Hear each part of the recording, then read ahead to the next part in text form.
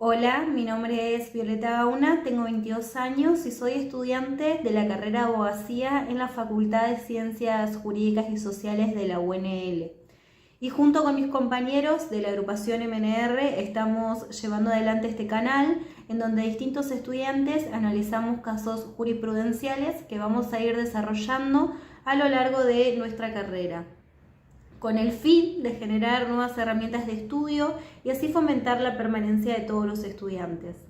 En esta oportunidad vamos a hablar de un caso que sucedió en Estados Unidos, país en el cual el aborto es un derecho constitucional establecido a partir del año 1973 tras el famoso caso Roe versus Wade, caso que nos convoca a hablar en el día de hoy.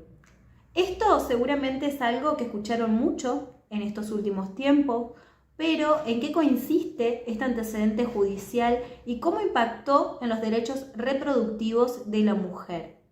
Primero y principal, deben saber que el proceso legal se inició en 1969 tras una acción declarativa que cuestionó la constitucionalidad de las leyes de Texas sobre el aborto, luego de que Roe, una mujer de 25 años, soltera y embarazada de su tercer hijo, desafió las prohibitivas leyes enfrentándose a Wade, el fiscal del distrito del condado de Dallas, exigiendo libertad para elegir sobre su propio cuerpo.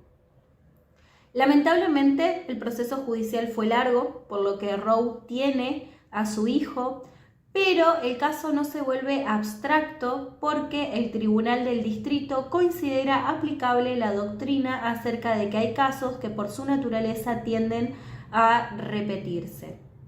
Este mismo tribunal estableció que las leyes de Texas sobre el aborto eran inconstitucionales con base en la enmienda número 9, pero no emitió un mandamiento a favor de Roe, por lo que ésta apela y eleva el caso a la Corte Suprema de Justicia de Estados Unidos. Y en 1973 los magistrados dictaminaron que los gobiernos carecían de poder para prohibir el aborto, ya que la mujer amparada en el derecho a la privacidad puede elegir si continúa o no con el embarazo. Este derecho a la privacidad es fundamental porque se encuentra protegido por la Constitución de Estados Unidos, por lo que ningún estado puede legislar en su contra. Esta decisión histórica de la Corte Suprema de Justicia fue interpretada por los demás estados como la despenalización del aborto. Ahora bien, la pregunta es, ¿qué pasaría si se anula esta ley? Al tener Estados Unidos un sistema federal, cada estado puede establecer sus propias leyes, por lo que hoy 25 de los 50 estados tienden a retroceder y establecer la prohibición absoluta del aborto. Cabe destacar en este sentido que la Corte Suprema de Justicia de Estados Unidos ha revertido situaciones del pasado, pero nunca ha eliminado un derecho constitucional existente y establecido tal y como lo hizo en la actualidad con la derogación del fallo Roe versus Wade. Para una mejor interpretación de esta decisión, es oportuno mencionar que el caso hizo que se levanten fuertes movimientos antiabortistas liderados por grupos religiosos que se fueron politizando a lo largo del tiempo. Un hecho que ejemplifica esto lo protagoniza Biden, el actual presidente de Estados Unidos, el cual fue uno de los primeros gobernadores en despenalizar el aborto en su estado, California, pero en 1980 decidió que necesitaba el voto evangélico, por lo que su postura cambia declarándose contrario al aborto. Desde entonces, los republicanos se han redoblado y el movimiento ha ganado terreno. En la actualidad, otro hecho que demuestra esto lo protagoniza Trump, cuando declara que el fallo Roe versus Wade puede ser derogado poniendo a 2 o 3 jueces pro vida en la corte. Desde entonces y durante todo su mandato, remodeló dramáticamente la corte, haciendo que los jueces conservadores hoy en día sean la mayoría, con el derecho al aborto en peligro y poniendo y después de darlo por sentado durante muchos años, los movimientos feministas se levantan en todas partes del mundo, levantando la bandera del no retroceso. Este fallo es devastador, tanto en el sentimiento de las mujeres que se han cargado esta lucha en sus espaldas, como en el impacto que esto realmente va a tener. Porque hoy en día 25 de los 50 estados pueden retroceder y establecer la prohibición absoluta del aborto. Es más, en algunos estados, a partir de que la decisión se hizo pública, se cerraron las salas de las clínicas que brindaban el servicio. Entonces, esta es una decisión que impacta directamente en la vida y en los derechos de las mujeres y de las personas gestantes.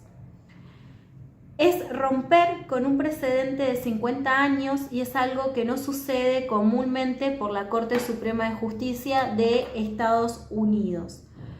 Pero yo quiero ser realmente sincera con lo que respecta a esta decisión, con lo que realmente trata esta decisión. Si los magistrados realmente quisieran reducir el número de abortos, deberían, por empezar, por reducir el número de embarazos no deseados, implementando medidas en cuanto a asegurarse que todas las mujeres accedan a los métodos anticonceptivos, o por ejemplo, por implementar políticas de educación sexual integral, o simplemente que las mujeres tengan derecho a la maternidad, porque Estados Unidos es el único país que obliga a una mujer a parir e ir al otro día a trabajar. Entonces, esta es una decisión clara en cuanto al control de la vida, en los destinos y los futuros de las mujeres y de las personas gestantes.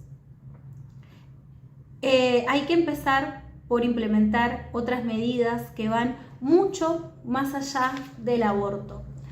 También quiero agregar, por otro lado, que esta situación que enfrenta Estados Unidos es una situación que venimos enfrentando las mujeres hace mucho tiempo en América Latina y en Argentina, frente a la cual el movimiento feminista ha ganado y ha recorrido un camino importantísimo para defender los derechos de las mujeres. Entonces, el contexto del fallo Roe versus Wade no es el mismo al contexto que vivimos hoy en día, porque gracias a los movimientos feministas se ha logrado un avance en cuanto a la protección constitucional del derecho al aborto. Pero un retroceso en un país como Estados Unidos implica un retroceso para todas, afectando fuertemente a aquellas mujeres que se encuentran en una posición socioeconómica más vulnerable, lo que nos alerta que los derechos conquistados nunca y jamás están asegurados, ni siquiera por el país que se jacta de ser el país de la libertad. Con estas palabras quiero finalizar mi análisis del caso Roe versus Wade. Muchas gracias por llegar hasta acá y espero que les sea fructífero para el desarrollo de sus estudios.